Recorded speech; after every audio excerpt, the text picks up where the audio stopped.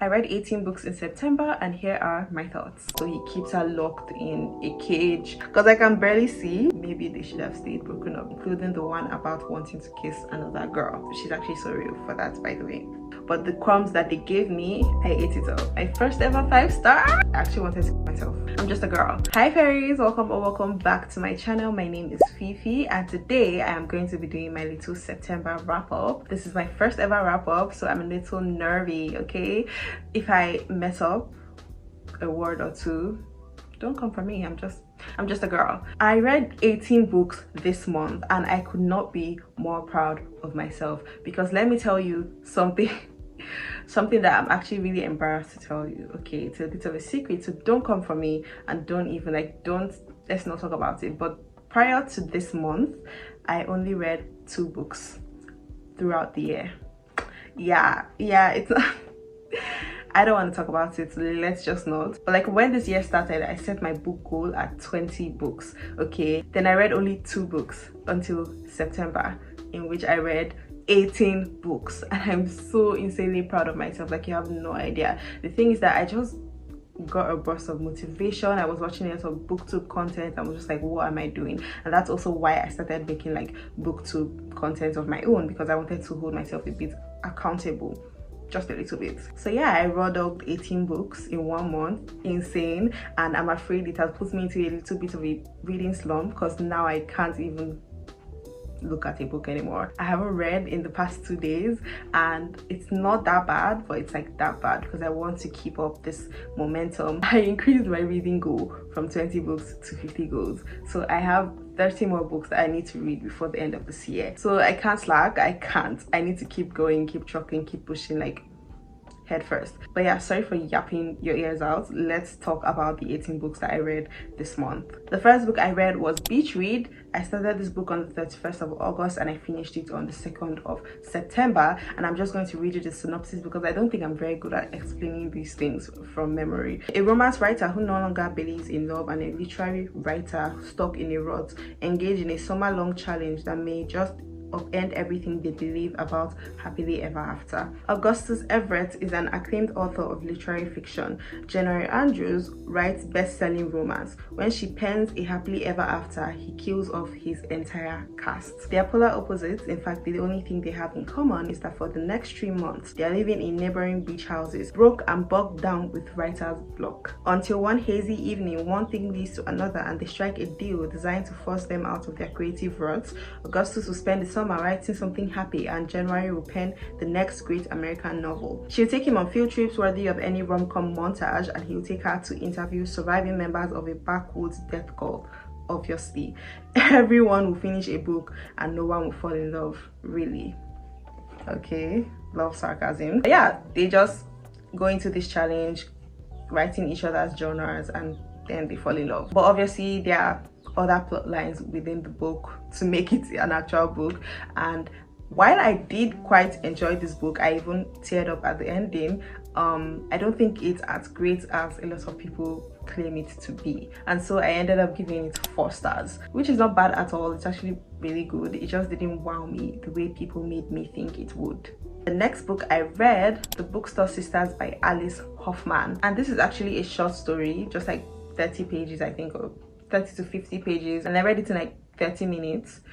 Just a little easy read to motivate me to continue reading. It's a short story about family independence and finding your place in the world. Isabel Gibson has all but perfected the art of forgetting. She's a New Yorker now with nothing left to tie her to the Brinkley's Island, Maine. Her parents are gone, the family bookstore is all but bankrupt, and her sister Sophie will probably never speak to her again. But when a mysterious letter arrives at her mailbox, Isabel feels herself drawn to the past. After years of fighting for her independence, she dreads the thought of going back to the island. What she finds there may forever alter her path and change everything she thought she knew about her family, her home, and herself. So it's a bit of a self-discovery type book, but also family, you know, stuff like that. And I quite enjoyed it. There was really nothing much to hold on to, you know, nothing substantial for me to hold on to because it was a short story. I do think if this was an actual full-fledged book with an expanded plot and all that, I would have enjoyed it so much more. But because it was a short story and everything was rushed, fast-paced, it just hindered my experience and my feelings about the book. So I did give it 3 stars. Not bad, but it was just okay. I need to put on my glasses because I can barely see. I'm sorry if there's a glare, but I need to see a little bit, you know. Then I read the Shadow and Bone trilogy. I read these books back to back to back in like 3 days, and I really enjoyed it. I think as a whole the series is maybe a 4.5 stars series. I enjoyed it, I really did, but there were just some things in each book that I was like, that could have been done better, you know. I'm only going to give the synopsis of the first book because I obviously don't want to spoil the rest of the series. Soldier, summoner, saint, orphaned and expendable Alina Starkov is a soldier who thinks she might not survive her first trek across the Shadow Fold, a swath of unnatural darkness crawling with monsters. But when her regiment is attacked, Alina unleashed dormant magic not even she knew she possessed. Now, Alina will enter a lavish world of royalty and intrigue as she trains with the Grisha, her country's military magical elite, and falls under the spell of their notorious leader, the Darkling. He believes Alina can summon a force capable of destroying the Shadowfold and reuniting their war-ravaged country, but only she can master her untamed gift. As the threat to the kingdom mounts and Alina unlocks the secrets of her past, she will make a dangerous discovery that could threaten all she loves and the very future of a nation. Welcome to Ravka, a world of science and superstition where nothing is what it seems.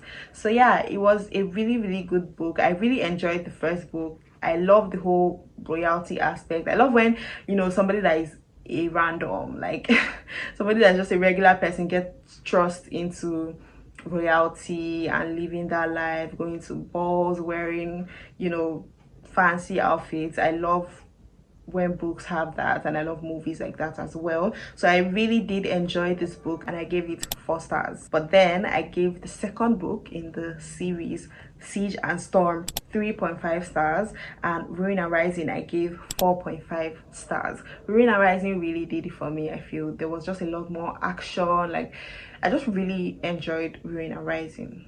I think that's the best book in the series, and it just rounded up pretty well. It was not the best ending, to be honest. Like, there were just some things that I would have preferred to have happened, but I did enjoy it, so I gave that a 4.5 stars. Next, we're going to talk about Guild by Raven Kennedy, the next book I read, which is another fantasy. I was really feeling fantasy vibes after reading the entire Shadow and Bone trilogy. For some reason, the synopsis I'm seeing here is written in a different language, so I'm not even going to bother myself with that. It's just about this girl who is basically like entirely gold. Like, her whole skin, everything is made of gold. She also has these ribbons on her back that can move, whatever. And then she's trapped by the king Midas, who was the one that turned her gold. Anything he touches turns into gold, and then he was able to turn her gold without like making her stiff, you know. She still lives, which is something that's never really happened before. So he keeps her locked in a cage in his house, and by the end of the book, a lot of things happen. I would have liked more interaction between them. I did not really get enough interaction between them, and they're supposed to be the love interest, but I think by the next book we're going to get another love interest. So I'm excited to go into the next book. I haven't really felt like it just yet. I actually quite enjoyed the book. I give it 3.75 stars. There were some things that I didn't quite enjoy.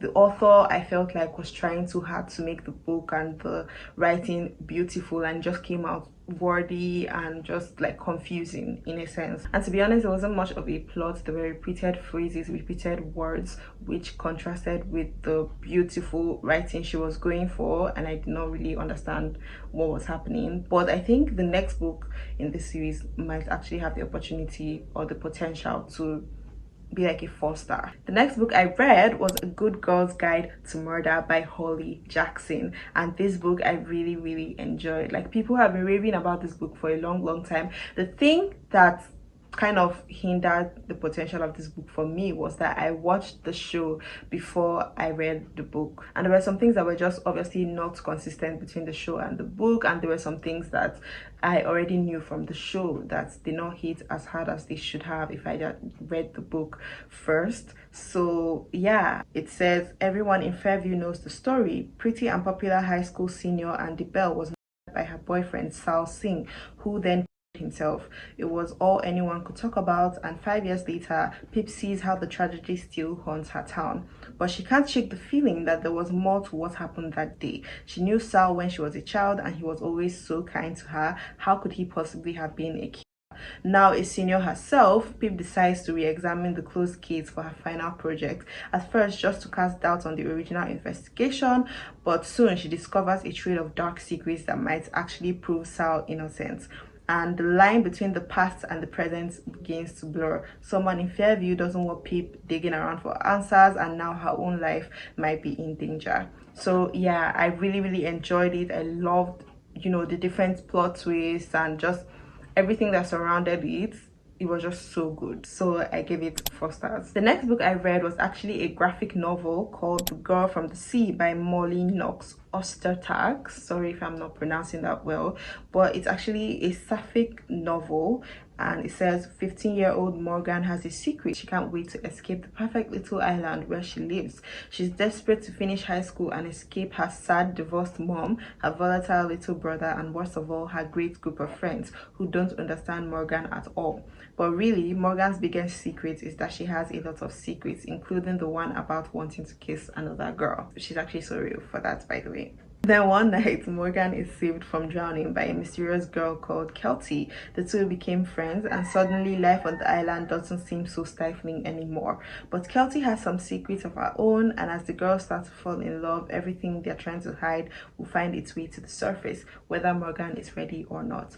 And I really did enjoy this book for what it was. It was a very cute story. Apparently, I really like graphic novels because I really enjoyed this book. It was actually the first graphic novel I have ever read, apart from Diary of a Wimpy Kid. Is that a graphic novel? I don't know, but I really enjoyed it, and I would like to read more books from this author as well as other graphic novels. But I did give it 3.5 stars. Nothing, much connected to it for me because it's a YA novel. The writing was quite juvenile, which is to be expected, but I think it's a really nice, cute story. It would be really good for younger people and teenagers that are trying to figure out their sexuality, stuff like that. The next book I read, and this book is actually like what solidified the fact that I think my favorite genre is fantasy romance, because this book gave me everything I need from a fantasy romance and more. Like, I was thoroughly obsessed. It's called Heartless Hunter by Christine Ciccarelli, and it's the first book in the Crimson Moth series. It's actually the first time I'm like in the same pace with everybody, starting a series with everybody and just following along the ride. Usually I'm like 3 to 4 to 5 books behind, and I'm just excited to follow this series. The next one, actually, I think it's a duology, not a series. It's just a duology, and the second book comes out next year. I'm so excited. I literally can't wait. The synopsis of this book is quite long, and I don't know why people do that. I don't think synopsis or blurbs should be too long, because like, why are you telling me everything about the book?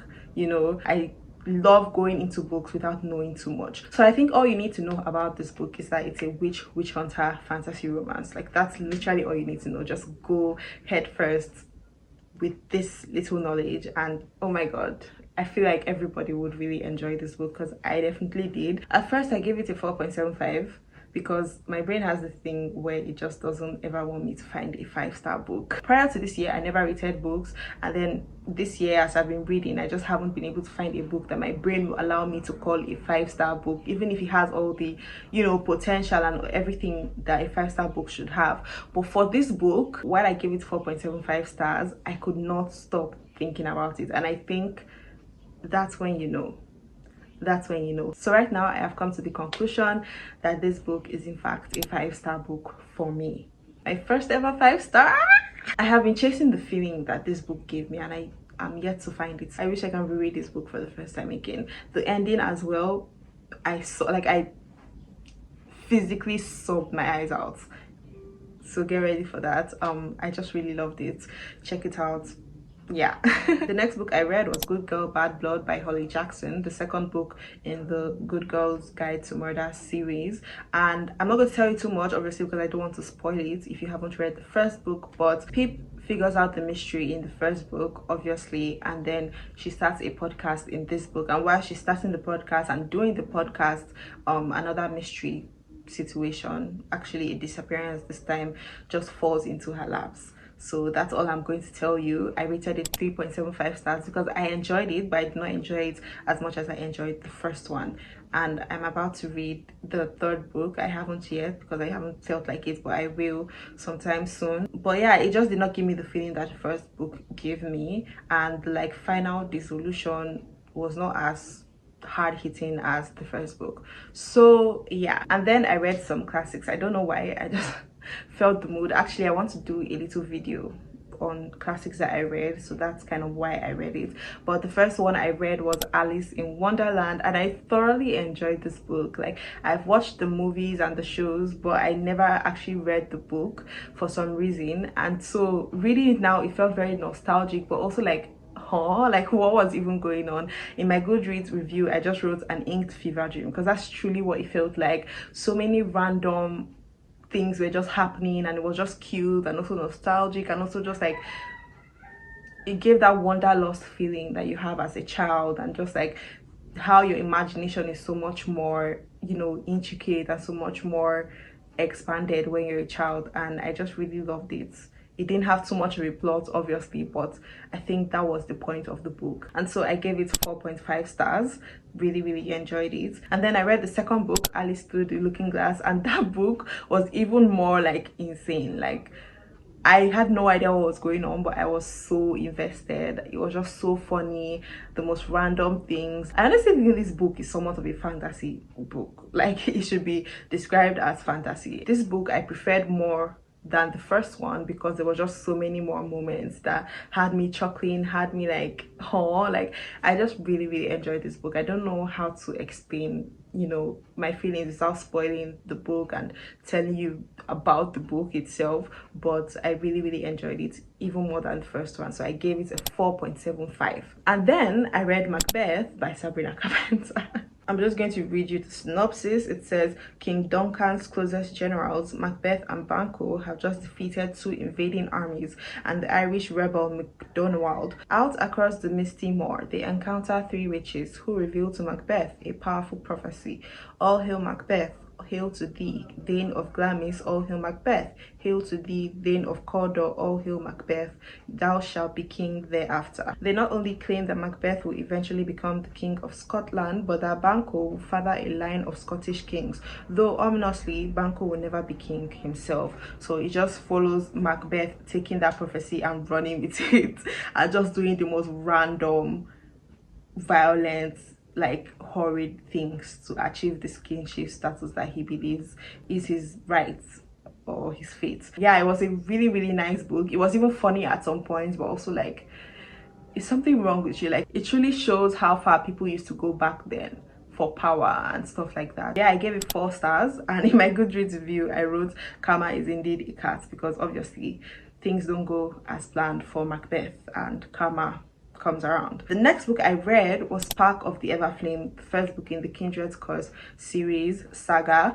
I thoroughly enjoyed this book. It didn't quite give me the feeling that Heartless Hunter gave me, but it was very close. You know, in a mortal world colonized by the gods and ruled over by the descended, their cruel offspring, Deambulator yearns to escape the insular life of her poor village. Her mother's sudden disappearance and the discovery of a dangerous secret about her past offered Deam an unexpected opportunity to enter the dark world of descended royalty and unlock the web of mysteries her mother left behind. With the dying king's handsome, mysterious heir watching her every move and a ruthless mortal alliance recruiting her to join the growing civil war, Deam will have to navigate the unwritten rules of love, power, and politics in order to save her family and all of mankind, mortal kind. I think the romance was my favorite aspect of this book, even though it just gave us crumbs. You know, I think it will be expanded more upon in the next book, but the crumbs that they gave me, I ate it up. I can't wait to see what happens in the next book, because the ending was like really, oh my god, like what are you talking about? The ending was kind of confusing but also like intriguing, and I can't wait to just see what goes on in the next book as well as the entire series. So I gave this book 4.5 stars. This is where we started going downhill, guys. Like, I did a 24-hour readathon for Emily Henry books because I really wanted to get into Emily Henry and her books. Okay, I read Beach Read and I quite enjoyed it, but I wanted to feel what people feel when they say Emily Henry is the best romance writer, like blah blah blah, you know, when people say stuff like that. I wanted to feel that, and so I decided to do a dedicated 24-hour readathon for just Emily Henry books, and then I read 3 Emily Henry books. Okay, let me just say it did not go as planned. I don't think I'm a huge romance fan, and I don't think I'm a huge Emily Henry fan. Like, I'm sorry babes, it's just it didn't give what you thought it would give. I won't talk too much about these books because I expanded on them in that vlog, which is coming on Sunday, and this video is coming out on Friday, so get ready for that. And by the way, Friday is actually my birthday, October 4th, and I'm going to be 22. I'm trying really hard to not go into my yearly annual existential crisis, you know. I'm trying really hard to not, you know, have that little breakdown that comes every year that is just beckoning me to come closer. I'm trying hard to push it away from me. The first one was Happy Place, and I did not hate this book. I actually quite enjoyed it. There were some parts where I was like, what are you even talking about right now? And just some things that I did not like within the book, but I think as a whole I quite enjoyed it. I honestly did not think those people should have gotten together. Like, in real life they broke up for a reason and should have stayed broken up. They just did not seem like they actually had chemistry, in my opinion. And while I liked the friendship aspects of the book, I did not like the friends themselves. They were just annoying and just like stupid. So yeah, I gave this book 3.75 stars, and in my Goodreads review I just said maybe they should have stayed broken up, because that's exactly how I felt throughout reading this book. It was okay, it was just not the best thing ever. And then I read Funny Story. People have raved so much about this book this year that I thought, okay, this was gonna be it, like this is where I fall in love with Emily Henry. That did not happen, babes. It did not happen at all. This book was even more of a letdown than Happy Place. The book is about 2 people, Daphne and Miles. Daphne was in a relationship with Peter, who was also her fiance. They were about to get married. And then Miles was in a relationship with Petra, and Petra and Peter are best friends. And then during Peter's bachelor party, which I'm not sure why Petra was there in the first place, Petra tells Peter that she loves him, and then they leave their partners for each other. The best friend he told you not to worry about. Daphne doesn't have a place to stay, so then she has to live with Miles for some time. Now they are roommates, and then they start a bit of a fake dating situation to make their exes jealous. Like, it's a lot. But then it wasn't, like, nothing made sense. I like the aspect of her being a librarian and working in this bookstore. Like, I love the incorporation of that, but the actual book, I just feel like did not have any true plot, you know. Like, they were just trying not to fall in love, but like, why are you trying not to fall in love? There's actually nothing stopping you. But then I don't know how to explain it. I think I explained it more in that video, but yeah, I did not really like this book. I also felt like they did not have chemistry, and also it felt like he was still massively in love with his ex.